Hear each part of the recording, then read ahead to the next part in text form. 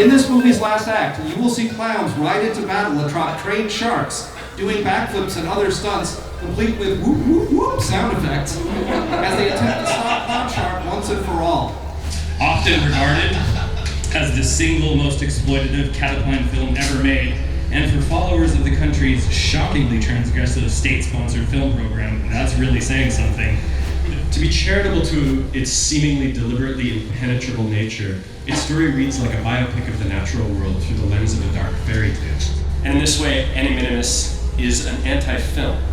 It has a proximal nature to our human experience, but lives near the bottom of Uncanny Valley. As an exercise in style and visual virtuosity, the film is a masterpiece of innovative design, mood, and atmosphere.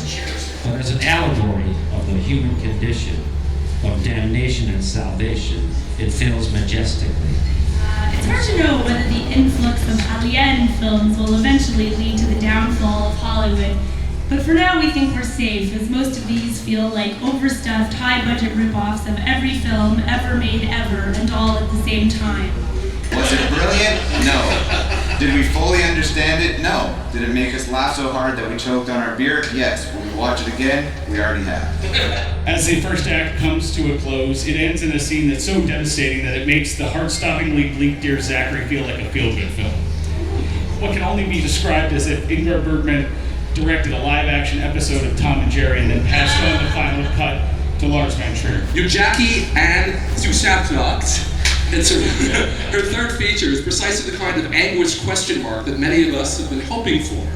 As in her previous work, the iconoclastic writer-director displays a keen fascination with the elderly and the ascending indignities of advanced age.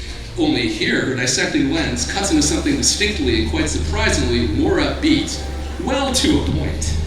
But what Fabulous has accomplished here in its sheer empathy and boundary pushing is tremendous. Jagnatsian cinema has never been more compelling. I realize the film is not challenging in a Lynchian way, but rather in the way that its creator does not yet understand the emotional side of our species. The cinematography, however, was anything but recycled. Rendering images with lenses, lights, and cameras that do not exist in our world, I often noticed that my mind's eye seemed to lag behind what was being presented. The pacing is unrelenting, kept me on the edge of my seat. The genius use of practical effects rather than CGI are so real and visceral that they will remain etched in my memory forever. Technically, this film is a gem. It never yields to its meager budget. In this, their first full-length feature, they prove the promise shown in their previous festival award-winning shorts. Mitch has seen all of them. But if you're thinking it's some bizarre vanity project by a Borat version of Neil Breen, or a crappy ripoff like Turkish Exorcist, you're wrong. Season of the Pumpkin Witch is destined for its own cult classic status because it takes the wildest elements of Season of the Witch, updates them for modern audiences, and then ascends to a state of sublime lunacy. Gorak delivers the gory goods in a finale that goes over the top in the way an operatic Halloween 3 fan film made by a slightly mad Eastern European aristocrat should.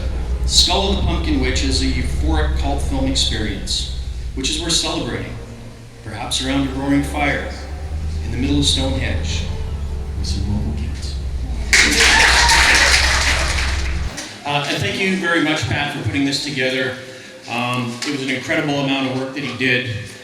So just a round of applause for Pat again. Like, really.